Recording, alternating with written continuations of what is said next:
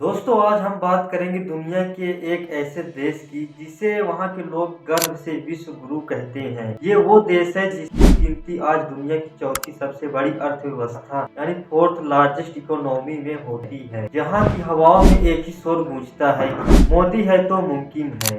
भारत देश के एक ऐसे मुख्यमंत्री जहाँ के मुख्यमंत्री सीना ठोक कर कहते हैं कि अगर कोई अपराधी इस चौराहे पर अपराध करेगा तो अगले चौराहे तक वो पकड़ा जाएगा या ढेर कर दिया जाएगा। लेकिन राह चलती हुई किसी बेटी के साथ अगर किसी ने छेड़छाड़ करके उसकी सुरक्षा में सेंध लगाने का कार्य करे किया तो अगले चौराहे पर उस ओहदे का इंतजार यमराज कर रहा होगा।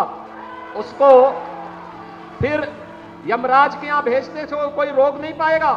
लेकिन अगर ये सब सच है तो NCRB national crime records bureau के पन्ने पर क्राइम आंकड़े क्यों बताएं?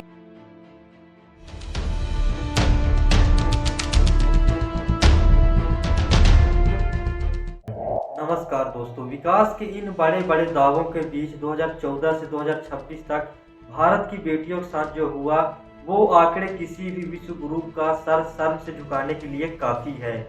आज की इस वीडियो में हम राजनीति नहीं डेटा की बात करेंगे। हम उस डर की बात करेंगे जो अगले चौराहे पर अपराधी के पकड़े जाने का नहीं बल्कि घर से निकलने वाली हर लड़की की आंखों में दिखता है।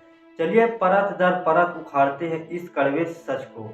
एनसीआरबी की ऑफिशियल रिपोर्ट के मुताबिक 2014 से 2023 के बीच भारत में कुल 3,29,190 रेप केस दर्ज हुए। सोचिए 3,29,190 बेटियां। ये सिर्फ आंकड़ा नहीं, ये वो चीखें हैं जो फाइलों में दब गईं। अगर हम औसत निकालें तो पिछले 10 साल में हर दिन भारत में 90 रेप केस दर्ज हुए हैं। वहीं सरकार का कहना है कि हमने तो योजना चलाई थी बेटी बचाओ बेटी पढ़ाओ। 2015 में पानीपत से शुरू हुआ इस योजना से पूरे देश को उम्मीद थी, लेकिन इस योजना का असली सच आपकी नींद उड़ा देगा। दिसंबर 2021 लोकसभा में एक रिपोर्ट पेश की गई।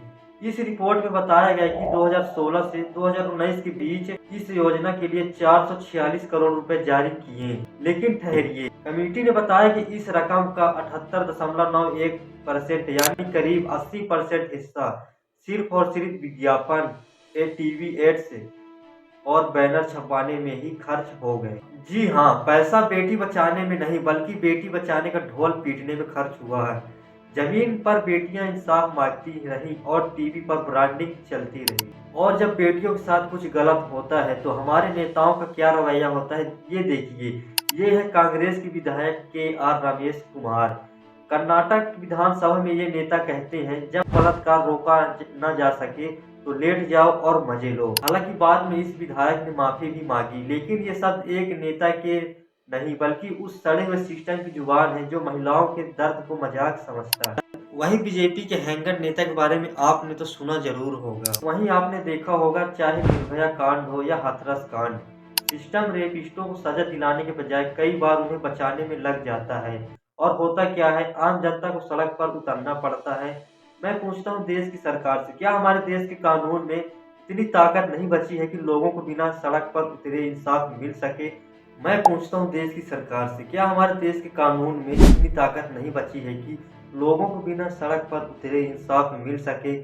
और जो सवाल पूछता है या तो उसे मार दिया जाता है या फिर जेल में डाल दिया जाता है। मैं पूछता हूँ क्या भारत में संविधान बचा है या फिर पूरी तरह से डिक्टेटरशिप में हमारा देश गिरता जा रहा है?